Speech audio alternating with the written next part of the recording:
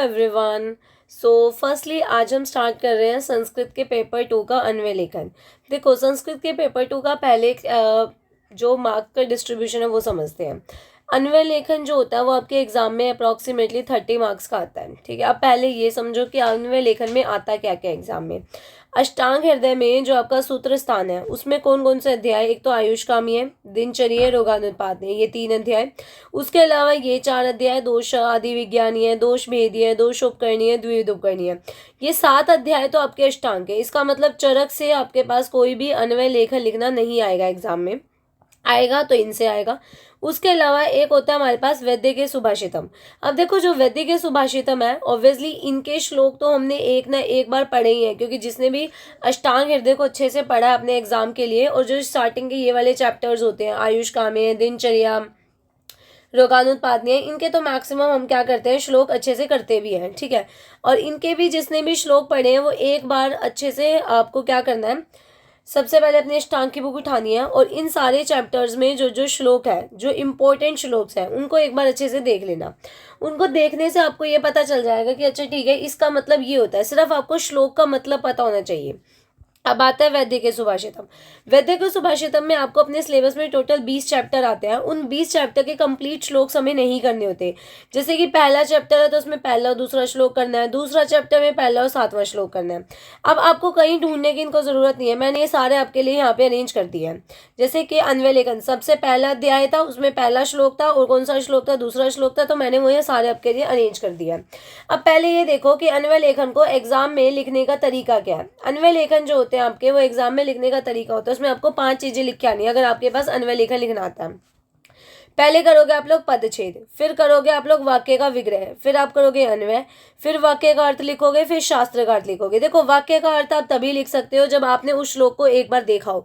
तो अब आपको क्या करना है, सबसे पहले जो ये सारे के सारे मैंने अन्वय लेखन दिए है ना यहाँ पे वैद्य के सुभाषितम के, इनको कम से कम 2 से 3 बार अच्छे से देखना है। हर एक श्लोक को आपको अपने दिमाग में बिठाना है कि अच्छा, जैसे मैं बताती हूँ, अच्छा अगर कोई ऐसा श्लोक आ जाए तो उसका मतलब क्या है, क्योंकि जब तक मुझे मतलब ही नहीं पता होगा मैं क्या लिख के आऊंगी। मान लो मेरे पास ये श्लोक आ जाए एग्जाम में, मैं इसका पद विग्रह कर दूंगी, मैं विग्रह भी कर दूंगी, अन्वय भी लिख दूंगी, लेकिन वाक्यार्थ शास्त्रार्थ मैं तभी लिख सकती हूँ जब मैंने वो श्लोक पढ़ा होगा।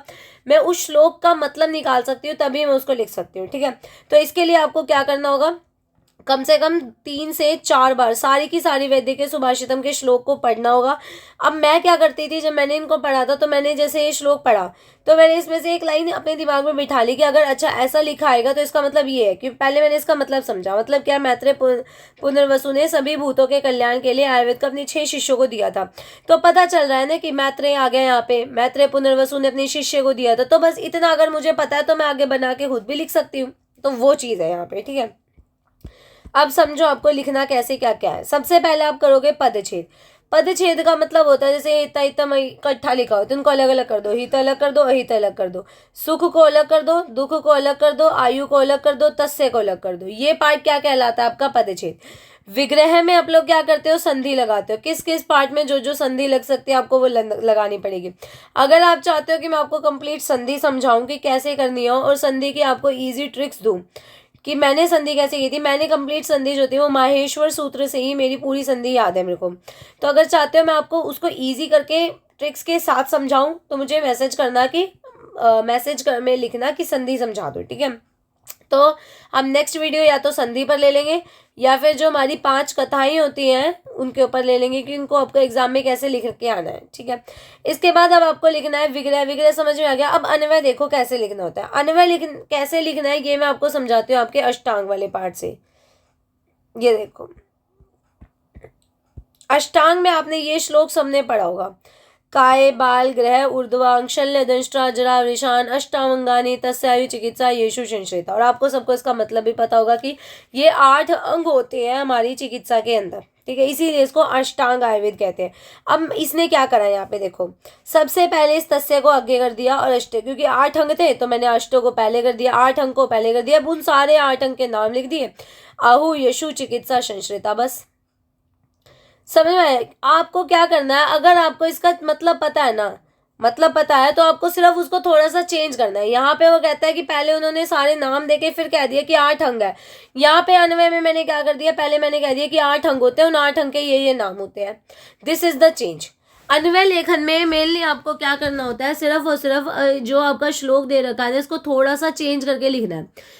एक ट्रिक और देती हूँ, अगर एग्जाम में समझ नहीं आ रहा कि इसका मतलब क्या है, हमें नहीं पता इसका मतलब क्या है, तो अन्वय लेखन लिखना है। पर क्या करना, इन वर्ड्स को आगे पीछे करके लिखाना सारों को, ठीक है। सबसे बेस्ट रहता है आगे पीछे लिख के, छोड़ के कुछ नहीं आना होता है एग्जाम में, इनको आगे पीछे करके लिखाओ, मैक्सिमम वो चेक हो जाता है। बस अपने अच्छे से रिप्रेजेंट किया हो, अपने अच्छे से जो उसके वाक्यार्थ है, शास्त्रार्थ है, वो अच्छे से लिखाओ, तो ये चल जाता है इतना। तो अन्वय लेखन इतना ही होगा, ठीक है। अन्वय लेखन के लिए आपको कंप्लीट कोई संस्कृत का गुरु नहीं बनना है। आपको अगर इतना पता है तो आप आराम से लिख सकते हो। अब मैं आपको बताती हूँ कि आपको कैसे लिखना है। देखो, ये आपका पहला श्लोक है, मैंने पदच्छेद बता दिया, विग्रह बता दिया, अन्वय बता दिया। अब इसके वाक्य का पूरा अर्थ लिखो। इसका मतलब क्या है, यहाँ पे आयु के 4 प्रकारों के बारे में बता रखा है, वो सारा लिखो। फिर इसको शास्त्र से आप कैसे रिलेट कर सकते हो। शास्त्र में आयुर्वेद की परिभाषा बताई जाती है, आयु के प्रकार बता रखे हैं, आयु के लिए क्या हितकर क्या अहितकर भाव होता है वो बता रखा है। आपका आयु के मान क्या है, रोग के लक्षण, वो सारा पॉइंट आप मेंशन कर सकते हो, ठीक है। इसी तरीके से आप देखो सेकंड में, देखो काय वाग ब्रीहि विषया ये मला समुस्थिता। अब इसमें भी आप पदच्छेद करोगे, फिर विग्रह करोगे, फिर अन्वय लिखोगे, समझ में आ गया। फिर वाक्य का अर्थ लिखोगे और उसके बाद शास्त्रार्थ पूरा का पूरा। शास्त्रार्थ में आप जितना ज्यादा इसको डिफाइन कर सकते हो उतना ज्यादा डिफाइन करो। ऐसे ही देखो, अथ मैत्री प्रिय पुनः आयुर्वेद पुनर्वसु, तो यहाँ पे वही संध्या लगाओ अपनी। कोई विशेषण विशेष्य भाव दिख रहा है तो वो लगाओ, कोई प्रत्यय दिख रहा है वो लगाओ। मतलब यहाँ पर आपका पूरा का पूरा ग्रामेटिकल पोर्शन जो होता है वो यूज होता है। उसके बाद आपको क्या करना है, अन्वय लिखना है। अन्वय लिखने के बाद आपको लिखना है कि इसके वाक्य का अर्थ क्या है। वाक्य का अर्थ लिखने के बाद अगेन हम क्या लिखेंगे, शास्त्र में इसके क्या अर्थ बता रखे हैं। हर एक में आपको एग्जाम में सिर्फ इसी तरह रिप्रेजेंट करना चाहिए। अभी ये क्वेश्चन ये इंपॉर्टेंट था, अष्टांग संग्रह ज्ञाते वृथा, और यहाँ पे सिर्फ अज्ञाते बन जाएगा, तो इसके मीनिंग भी लिख सकते हो आप लोग यहाँ पे, ठीक है। व्याकरण में अष्टांग संग्रह प्लस अज्ञाते स्वर संधि बनते हैं। शास्त्रार्थ क्या है इसका, तो ये सारे आपको अच्छे से रिप्रेजेंट करने हैं आप एग्जाम में, ठीक है। ये कंप्लीट जो पीडीएफ है इसका वैदिक सुभाषितम का, ये मेरे टेलीग्राम चैनल पर अपलोड हो चुका है। वहां से आप अच्छे से इसको देखो, 3 से 4 बार इसको पढ़ो। अगर आपके पास बुक है तो आप बुक से इसको कवर कर सकते हो। अगर आपके पास बुक नहीं है तो आप मेरे यहाँ से जो मैंने नोट्स आप लोगों को दिए यहाँ से भी आप इसको मेंशन कर सकते हो, ठीक है। जैसे चतुर्थ अध्याय में ये श्लोक दे रखा है, तो पहले मैं क्या करूंगी, पदच्छेद कर दूंगी, फिर अन्वय लिखूंगी, फिर इनका मतलब क्या क्या है वो लिख दूंगी।